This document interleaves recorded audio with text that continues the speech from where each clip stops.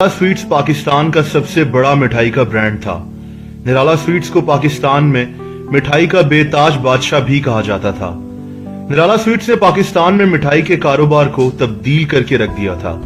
लोगों के जहन में अगर मिठाई का ख्याल भी आता तो साथ ही साथ निराला स्वीट्स का ख्याल आ जाता। निराला स्वीट्स को शुरू करने वाली और फिर आगे लेकर जाने वाली फैमिली को निराला फैमिली भी कहते हैं। लेकिन सिर्फ एक गलत फैसले ने निराला स्वीट्स के मालकान को तबाह और कंगाल करके रख दिया। निराला स्वीट्स आज भी पाकिस्तान के कुछ शहरों में मौजूद तो है, लेकिन इसके मालकान कोई और हैं और अब निराला स्वीट्स ना होने के बराबर रह गया है। दोस्तों, 2014 तक निराला स्वीट्स को निराला फैमिली ही चला रही थी। निराला की पाकिस्तान और बाहर के मुल्कों में 39 ब्रांचेस थीं। यूएई और यूके तक में निराला फैल चुका था। मिठाई के अलावा निराला के अपने डेयरी प्रोडक्ट्स और स्नैक्स भी थे। निराला स्वीट्स अरबों रुपए की मालिक थी। निराला स्वीट्स को शुरू करने वाले शख्स का नाम ताजदीन है। ये कश्मीर में रहा करते थे और वहां गरम शॉलें बेचने का कारोबार करते थे। पाकिस्तान बनने के बाद ये 1948 में लाहौर आकर शिफ्ट हो गए और गरम शॉलें ही बेचने लगे। लेकिन इनको जल्द इस बात का एहसास हो गया कि लाहौर में गरम शॉलों का सीजन सिर्फ कुछ महीनों का होता है और इनको कोई और कारोबार शुरू करना चाहिए।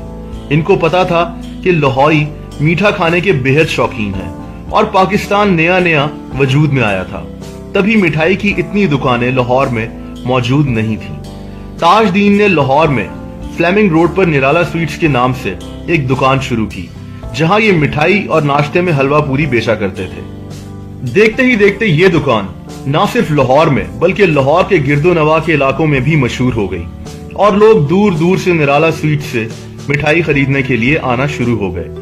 ताजदीन ने यह दुकान अपने बड़े बेटे फारूक अहमद को ट्रांसफर कर दी, जिन्होंने निराला स्वीट्स को संभाल लिया। फारूक अहमद निराला स्वीट्स को पूरे पाकिस्तान में फैलाना चाहते थे। दोस्तों, फारूक अहमद मिठाई के मुतालिक जानने के लिए मुख्तलिफ मुल्कों के दौरे करना शुरू हो गए ताकि वो मिठाई बनाने की टेक्निक को बेहतर कर सकें और इससे उनके कारोबार में और बेहतरी आए। निराला स्वीट्स के साथ साथ फारूक अहमद लाहौर में एक मशहूर शख्सियत बन चुके थे। इसकी एक वजह इनका खुला दिल और सखावत थी। इसकी एक मिसाल ये भी है कि निराला स्वीट्स में काम करने वाले वर्कर्स के मिठाई बनाते हुए हाथ जल जाया करते थे। फारूक अहमद ने लाहौर के एक मशहूर हकीम से एक बर्न क्रीम तैयार करवाई जो वो अपने वर्कर्स को दिया करते थे। ये बर्न क्रीम इतने जल्दी शिफा देती थी कि देखते ही देखते ये मरहम पूरे लाहौर में मशहूर हो गया। फारूक अहमद ने इस बर्न क्रीम को हर किसी को फ्री में बांटना शुरू कर दिया, चाहे वो कोई भी होता। फारूक अहमद इसके एक पैसा किसी से नहीं लिया करते थे। लोग उनकी इस आदत से बेहद मुतासिर थे। लेट 80s में फारूक अहमद की सेहत काफी खराब हो गई और निराला स्वीट्स को फैमिली बिजनेस अब फारूक अहमद के बड़े बेटे फैसल फारूक के हवाले कर दिया गया। दोस्तों, फैसल फारूक की उम्र उस वक्त सिर्फ 20 साल थी, लेकिन फैसल फारूक ने अपने वालिद के नक्शे कदम पर चलते हुए निराला स्वीट्स को पूरे पाकिस्तान में मजीद फैला दिया। निराला स्वीट्स कामयाबी की नई मंजिलें तय करने लगी। फैसल फारूक वैसे तो बेहद छोटे थे, लेकिन वो निराला स्वीट्स की ब्रांचेस मुल्क से बाहर ले जाने में कामयाब हो गए। कई साल निराला स्वीट्स को कामयाबी से चलाने के बाद और इसको एक ब्रांड बना देने के बाद फैसल फारूक के एक गलत फैसले ने न सिर्फ उनकी बल्कि उनकी फैमिली की जिंदगी तब्दील करके रख दी।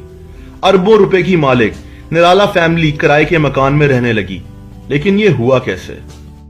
दोस्तों, निराला स्वीट्स तो कामयाबी से चल ही रही थी, लेकिन फैसल फारूक ने निराला स्वीट्स के साथ साथ और कई कारोबारों में इन्वेस्ट करना शुरू कर दिया। इनको डेयरी का काम करने का बेहद शौक था और ये डेयरी की एक बहुत बड़ी फैक्ट्री खोलना चाहते थे।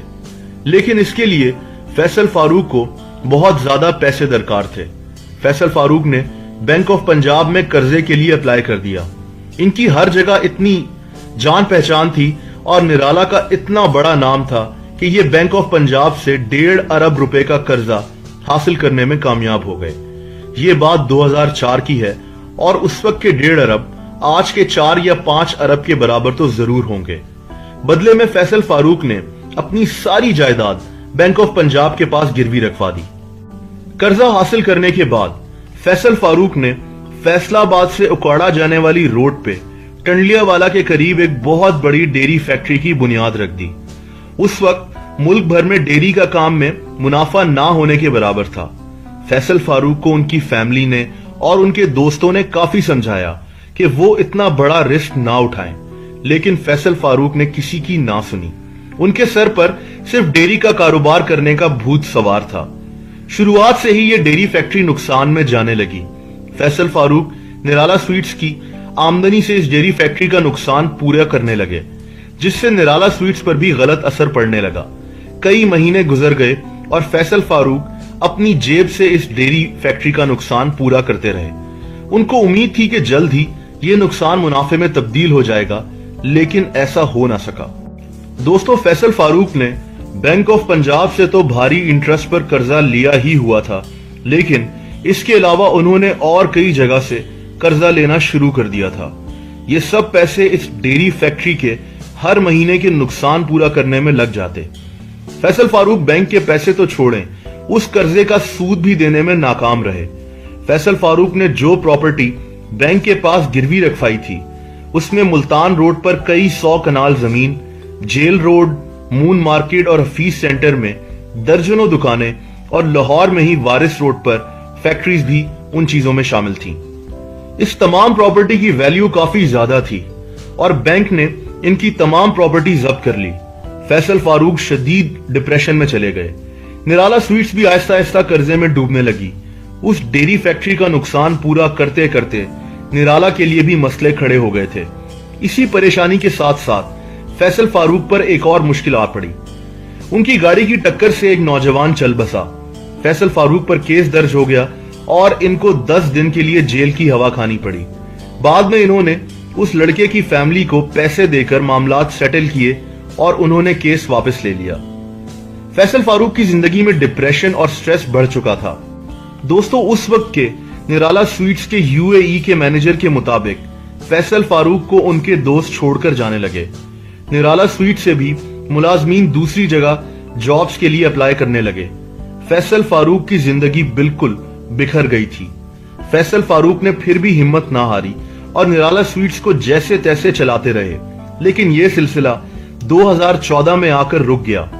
2014 फैसल फारूक और निराला फैमिली के लिए निराला स्वीट्स का आखिरी साल साबित हुआ। निराला स्वीट्स की लाहौर में वारिस रोड पर मौजूद फैक्ट्री को टैक्स अदा ना करने पर सील कर दिया गया। फैसल फारूक उस वक्त मुल्क से बाहर मौजूद थे और इनकी गैर मौजूदगी में इनको भगोड़ा यानी एब्सकॉन्डर डिक्लेयर कर दिया गया। एक वक्त में मुल्क के बड़े बड़े सियासतदानों और कारोबारी शख्सियात में उठने बैठने वाले फैसल फारूक को मुल्क से फरार करार दे दिया गया, लेकिन फैसल फारूक कुछ अरसे के बाद खुद ही मुल्क में वापस आ गए। फैसल फारूक का सब कुछ खत्म हो चुका था। इनकी प्रॉपर्टीज, इनका घर, इनकी फैक्ट्री, सब कुछ बैंक ने कब्जे में ले लिया था। दोस्तों, फैसल फारूक अब 71 साल के हो चुके हैं और लाहौर के आउटस्कर्ट्स में एक छोटे से किराए के मकान में रहते हैं। इनके बेटे नौकरी कर कर अपना घर चलाते हैं। फैसल फारूक की जिद की वजह से निराला स्वीट्स का कारोबार तबाह हो गया। निराला स्वीट्स की अब मुल्क भर में चंद दुकानें मौजूद तो हैं, लेकिन ये किसी और की मलकियत में है। निराला स्वीट्स का मार्केट में भी इतना नाम खराब हो गया था कि इसकी ब्रांड वैल्यू खत्म होकर रह गई। ये भी कहा जाता है कि फैसल फारूक ने दौलत के नशे में अपनी फैमिली को भी भुला दिया था और अपने चचाओं को निराला स्वीट्स से अलहदा कर दिया था। आज निराला स्वीट्स किसी और की मलकियत है और कुछ शहरों में ही मौजूद है, लेकिन ना होने के बराबर रह गई है। निराला की ब्रांड वैल्यू खत्म हो चुकी है और साथ ही साथ निराला फैमिली का सुनहरा दौर भी। फैसल फारूक के एक करीबी दोस्त सुहेल शाकिर के मुताबिक फैसल फारूक की जिद की वजह से इनकी पूरी फैमिली कभी इकट्ठी नहीं रह सकी। इनके चचा मोहम्मद महमूद और मोहम्मद मकसूद को भी इन्होंने कारोबार से अलहदा रखा। सुहेल शाकिर के मुताबिक फैसल फारूक एक बिगड़े हुए अमीरजादे थे और वो अपनी वालिद और अपने दादा से बिल्कुल मुख्तलिफ।